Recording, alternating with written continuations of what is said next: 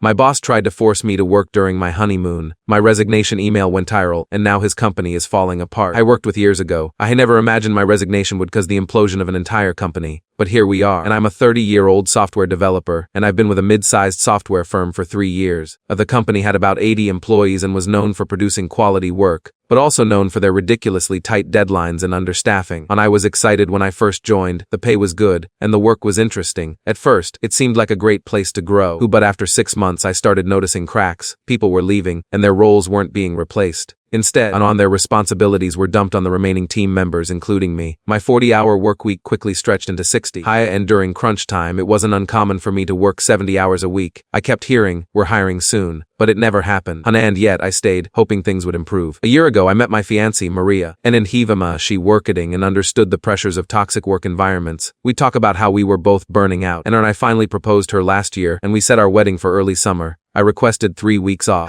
2 for the wedding and honeymoon, and 1 to settle back in. It was a no-brainer. Submitted the request 6 months in advance and got the green light from my supervisor. But as the wedding drew near, the pressure at work only increased. A major client signed on for a massive overhaul of their system. And I was the lead developer. I expressed concerns about the timing, but the CEO told me, "You're the best person for this. We're counting on you. But don't worry, we'll manage while you're gone." This didn't feel right. 2 weeks before my wedding, one of my supervisor called me into his office. He said, "We need to talk about your time off." Apparently, the project timeline had shifted, and they needed me available during my honeymoon. I couldn't believe it. He wanted me to check my email every day and even jump on calls. And then I tried to explain that being from areas of Greece with little internet access. He dismissed my concerns, of insisting I find better spots. This was not optional. 3 days before my wedding, while the CEO called me while I was dealing with wedding arrangements. "We need you to check in daily and put in at least 4 hours of work during your honeymoon," he said.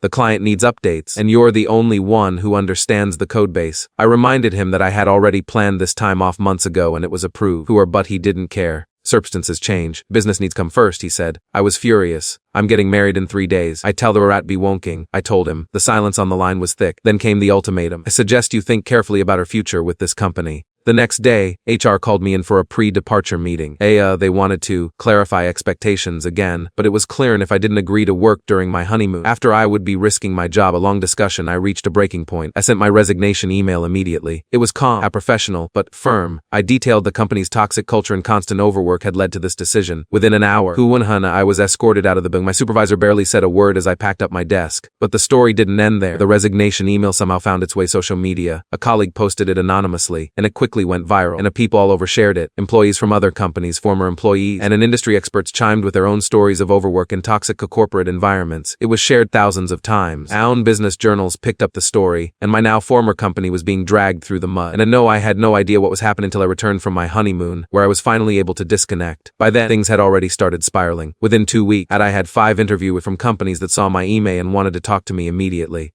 Within a month, I had a new job at a company known for its great work-life balance. The pay was better, the hours were reasonable, and they had a strict policy against cacting employees during vacation. Meanwhile, my former company was collapsing. First updating, and it's been a month since I resigned, and I just wanted to update you all on what happened next. The viral resignation email didn't just cause a stir, it triggered a series of events that completely dismantled my old company. I was working the client I was with pulled out after hearing about the management issues and high turnover, and other clients began asking questions, and the floodgates opened. My former colleagues started speaking out about the toxic work culture and lack of resources, and employees started leaving in droves. First my team, then other departments. Within weeks, the company was hemorrhaging talent, tried to do damage control, posting a statement about how they value work-life balance, and how the situation was represented, but it was too late. No one was buying it. More former employees came forward with their stories, and the company was hit with bad press from every angle. 3 months later, I heard from my old supervisor. He left the company, along with nearly 70% of the staff. The company had lost major clients and was struggling to stay afloat, and they downsized their office space. The CEO was forced to step down. I still can't believe how much impact one email had, and I never intended for any of this to happen. I just wanted to enjoy my wedding and honeymoon. But sometimes standing your ground can trigger something bigger, and that's exactly what happened. And I've been getting a lot of questions about whether I feel guilty for the company's collapse. Honestly, I don't. Had been accompanying for years before my resignation. I just opened the door for the truth to come out. A lot of former colleagues have thanked me being the one who finally stood up to management. As for the company, they made their own bed. I just didn't want to sleep in it anymore. Thanks again for the support. I'll keep dated if anything else develops. Second updated, it's been 6 months since my resignation, and I wanted to share the final chapter of this story. The company officially announced it was being acquired by a larger firm, and it was a fail to salvage whatever was left. The CEO was removed from his position, and the new leadership is is trying to rebuild. But it's going to take a lot of time. As for me, things have only gotten better. The new job is fantastic, and Honeymoon-My company is supportive, and I'm finally able to take real time off without worrying about being contacted during vacations. And my wife and I are doing great. We're talking about buying a house soon, and things feel like they're finally settling into place. I've been approached by a few more companies, but for now, I'm staying put.